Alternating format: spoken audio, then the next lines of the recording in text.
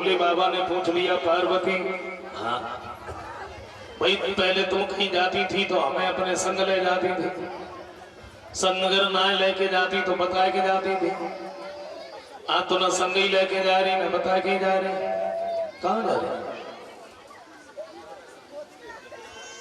जवाब दिया है प्रभु तुम्हें नहीं मालूम, महाराज हो रहा और मैं इस महाराज को देखने जा रहा हूं। भोले बाबा बोले तो क्या अकेली अकेली जा रही हो, हमें अपने साथ नहीं ले चलोगी? नहीं। क्यों? क्योंकि वहां पुरुष नहीं जाते, केवल महिलाएं जाती हैं। और ये तुम्हारी कोई बात हुई, पुरुष नहीं जाते महिलाएं जाते, हमें ले चलो अपने साथ। बोले मैंने कहा नहीं पुरुष नहीं जाते। तो भोले बाबा बोले ऐसा न करो, कैसे?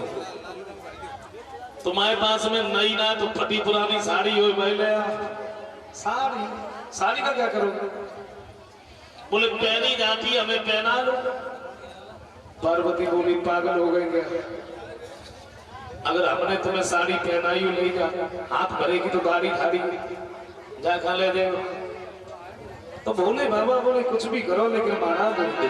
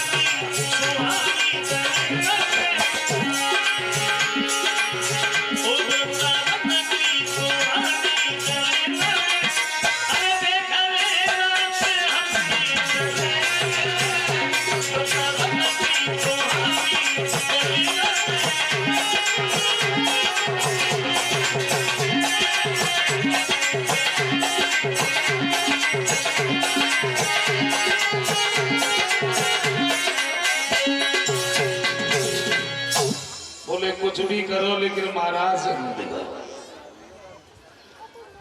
भोले बाबा कैलाश पर्वत के अंदर घुस गए और तो माला श्रृंगार किया,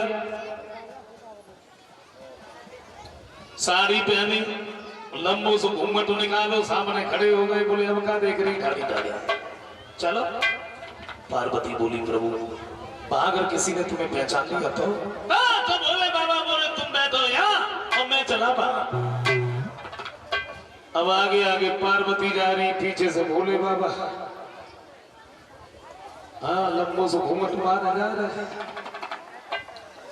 महाराज में अंदर नहीं घुस पाए, दरवाजे पे एक गोपी ने रोक लिया। बोले ठहरो, कहाँ जा रहे हैं? पार्वती बोली ये कोई पूछने की बात है, कहाँ जा रहे हैं? महाराज हो रहा है, मैं महाराज को देखने आई। गोपी कहने लगी जाइए जाइए लेकिन ऐसे नहीं, फिर पहले अपना परिचय लिखा, तुम्हारा नाम क्या है, तुम्हारे पति का नाम क्या है, तुम आई कहां से हो, लिखा, उसके बाद में जा। पार्वती बोली तुमने हमें पहचाना नहीं? नहीं तो तभी तुम्हें पूछ रही। बोले मैं कैलाश पर्वत से आया। अच्छा भोले बाबा की पत्नी हो ना? हाँ ठीक है। बोले तुम जाओ जाओ। और पार्वती जैसे ही अंदर बढ़ी, भोले बाबा इनके पीछे पीछे चले, तो गोपी ने रोक लिया। ठहरो, तुम कहां जा रहे? पार्वती बोली क्या हुआ? उन्हीं का रोक लिया। गोपी कहने लगी भाई तुम्हें मालूम है, तुम तो कैलाश पर्वत से आई हो, भोले बाबा की पत्नी हो। जे जो लंबो से घूंघट तुम्हारा ठाड़ी जे ना मालूम कौन है ये तुम्हारे साथ है? हाँ तो तुम्हें मालूम होगा। बिल्कुल कौन है ये? सोचा अब क्या करे, भोले बाबा से बात कही, मैंने तुमसे कितनी मना करी और तुमने एक ही बात नहीं मानी। और जब पूछ रही है तो हम जब बताएं तो बताएगा। अच्छा भोले बाबू धीरे से ही बोले बोले कछू बनाए भीतर निकल चले, फिर कौन सी चिंता है? गोपी कहने लगी क्या आपस में बातें कर रहे हो, तुम्हें अभी नहीं मालूम? बोले नहीं नहीं नहीं ऐसी कोई बात नहीं, मुझे मालूम है ये कौन है, ये को ज्ञान तो है।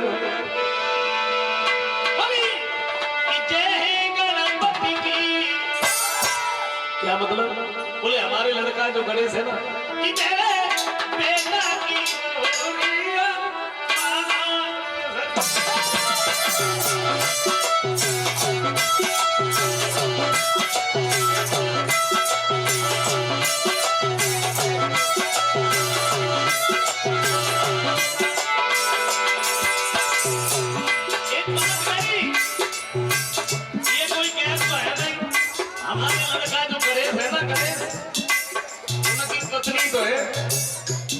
गोपी ने दो चार बार तो ऊपर जमीन से देखो, एक बात नहीं बड़ी चालाक हो।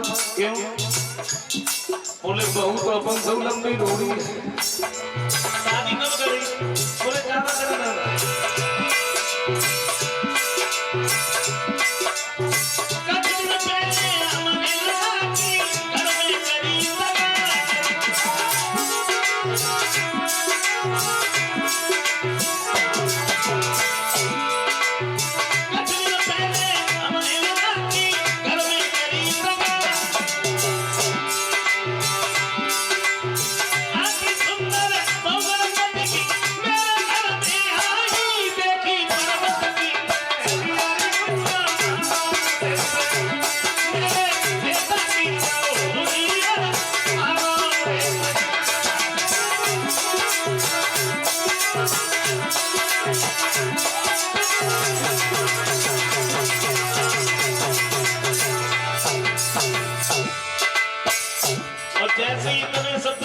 गोपी तौर पर बड़ी चालाक हो ना, कर गई शादी अपनी लगा की खबर न कोई भी बता।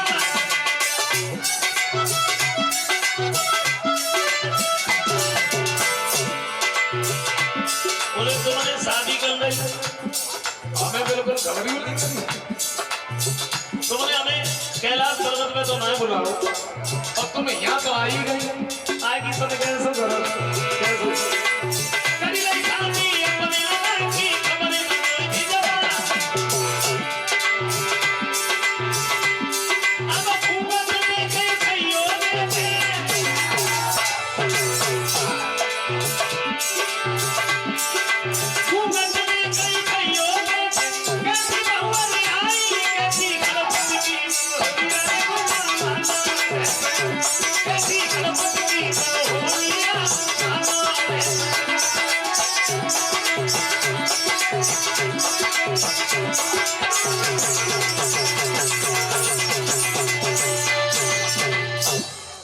बोले मैं घूंघट उठाए के दिखाए दो कैसी बहू आई, सोची आए अब क्या करें। फिर एक बात कही, जब हम तुम्हारे घर पे आ गए तो तुम कह रही नहीं कि बहू दिखाए दो, यहाँ बिल्कुल ना दिखाए भाई, आइयो कैलाश पर्वत पे वहीं दिखाई सोई भोले बाबा को हाथ पकड़ो भीतर लाए चलेंगे, चलो ना बिना मतलब में खड़े खड़े देख रहे। अंदर पहुंची, अच्छा पार्वती तो बड़े आराम से महाराज देख उठी और भोले बाबा नजदीक ही बैठे, थोड़ा घूंघट ऊपर गुचकाता, सुबह तौर पत्ती नीचे न करे जो चले आ गए। अब तो बड़े परेशान सोच रहे अगर हमारे दाढ़ी ना होती तो महाराज जरूर देखते, और भोले बाबा दाढ़ी से बड़े परेशान। कितने परेशान मैं बताऊं? एक मिनट की बात है कि भोले बाबा दाढ़ी से कितने परेशान। एक लड़की रहे, सूर्य भगवान की बहुत बड़ी पुजारी रहे, और जब शादी भई तो ससुराल को चली, और जब ससुराल को चली सुबह रोई, और जब रोई तो सूर्य भगवान ने वो लड़की को एक जादू वाली डिबिया दे दी, छोटी सी डिबिया है, लेकिन वह डिबिया की करामात है, अगर डिबिया खोले सोई दाढ़ी और मूंछ पे, और डिबिया बंद करे तो दाढ़ी और मूंछ बंद। अब लड़की रोईबो तो भूल गई, मैं डिबिया में लग गई। ससुराल में पहुंची सो जल्दी जल्दी में डिबिया जो रहे भी गाड़ी में ही भूले। घर पे पहुंची तब उन्हें याद आई, सोची क्या करें, हमारी डिबिया तो गाड़ी में गई कि न पे मंगवा। और उन्हीं के घर में रहे एक जनी, उनकी के ज्यादा ही चले, जो कोई बुलाया सो नहीं बुलाया, सब लड़की ने बुला, बोले क्या बता, बोले हमारी डिबिया गाड़ी में गई। और तुम ऐसा करो, तुम हमारी डिबिया ले आओ, और डिबिया लाए के हम तुम्हें 100 रुपया देंगे, लेकिन खोल के मत देखिए वो भीतर का है, खोली हो ना। सो चलिए गाड़ी के नजदीक पहुंची, उनने डिबिया ढूंढी और घर की तरफ लेके जा रही थी। दिमाग में एक बात सोची, छोटी सी डिबिया है, ज्यादा वजन ना है, और ले जाना कि 100 रुपया हमें कौन देगा, तो नहीं खोले के देख ले, पर वैसी लगाए थी हमें मतलब होगा। और जैसे ही डिबिया खोली और सोई उनके दाढ़ी और मूंछ फेंक, और जब दाढ़ी और मूंछ देखी तो डिबिया तुमने भाई फेंक दी और मैं भागी। घर में भीतर कमरा में घुस के बैठ गई। अब तो बाहर निकल निकले कैसे, हाथ भरे की दाढ़ी ढाड़ी, बड़ी परेशान, शीशा में मुंह देख के खूर हो गए। पूरा दिन बहू बाहर ना निकली। शाम के समय इनके पति जो रहे वे खुद ही रोटी खाने के लिए घर में आए, और जैसे ही घर में घुसे सबसे पहले मेरी बेटी मिल गई। और जैसे ही उन्हें देखो सभी दौड़ पड़े, बाजी बा शादी में इतने हेतु रिश्तेदार आए।